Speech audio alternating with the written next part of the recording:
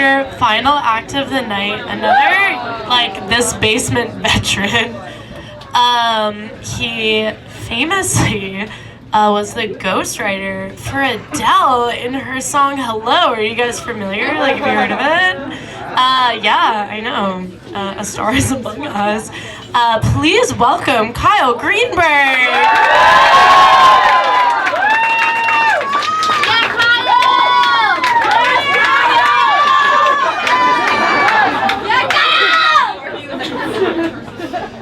Hello. Yeah, Kyle! Woo! Kyle! So hot. Are y'all gonna stare the whole time? Okay. In 2015, a young man named my cousin Brandon dropped out of Ohio State University. And he was excited about it too. You guys would love Brandon. Brandon, here's something about Brandon. Brandon once saw The Wolf of Wall Street and then didn't sleep for a year. He was that kind of guy. So he drops out of school, and he's really inspired by these guys like Bill Gates and Steve Jobs who dropped out and worked in their parents' garages until they became billionaires. I'm sure there's some steps in the middle too. But that's what Brandon was gonna do. He said he was gonna do it. And I had my doubts. But Brandon, he was all about it. He would always tell me about it. He would say, well, Kyle, do you know where Google was started? A garage. Do you know where Microsoft was started? A garage. Like, yeah, Brandon, I knew that. Like, well, did you know where Yankee Candle was started? No, actually, I don't. It was a garage. Yankee Candle was started in a garage. And Brandon, I mean, he was a little naive, but he wasn't stupid. He knew he had to work at it.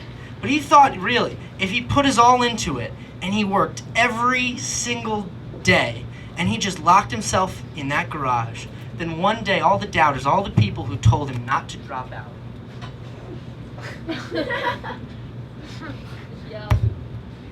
would one day be lining up just to buy one of his weed brownies. Weed brownies, by the way, that was the big business. That was the next Yankee Candles. I'm gonna cut to the chase. Things did not work out for Brandon.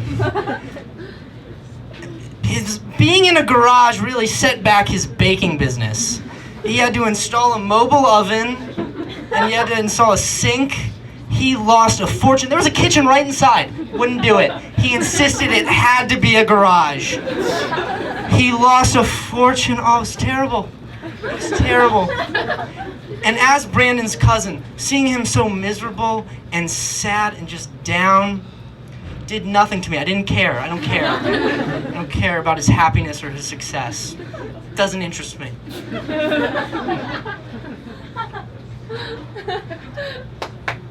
But as an investor,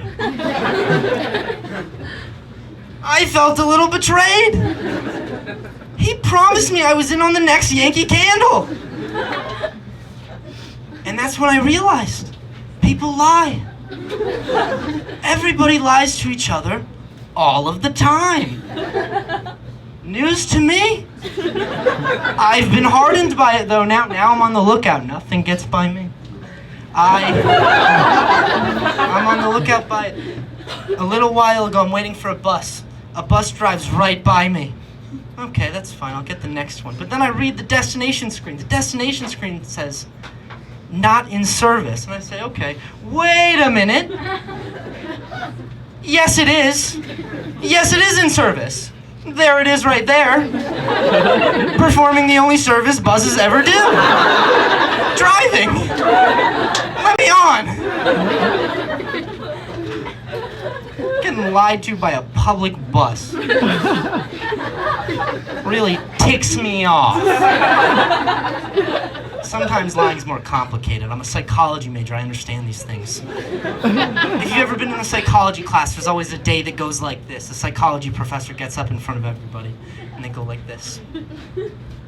Today, we are going to be learning about Sigmund Freud. The thing you need to know about Sigmund Freud is that everything he says is wrong. But I, along with every other psychology professor you will ever have, will sprinkle him in at our leisure. Just to fuck with you. Psychologically. Fuck it. We might even make him the main guy. I was talking to one of my psychology professors that I had sophomore year, and he told me one of the biggest changes he made to his class was he said, yeah, I don't teach Freud anymore. It doesn't make sense to teach kids non-scientific information in a science-based class. You know, it confuses them. He said, oh, just like that same information you knew when you taught it to me. Getting lied to by the institution. Who would have thought? Who would have thought? That really ticked me off.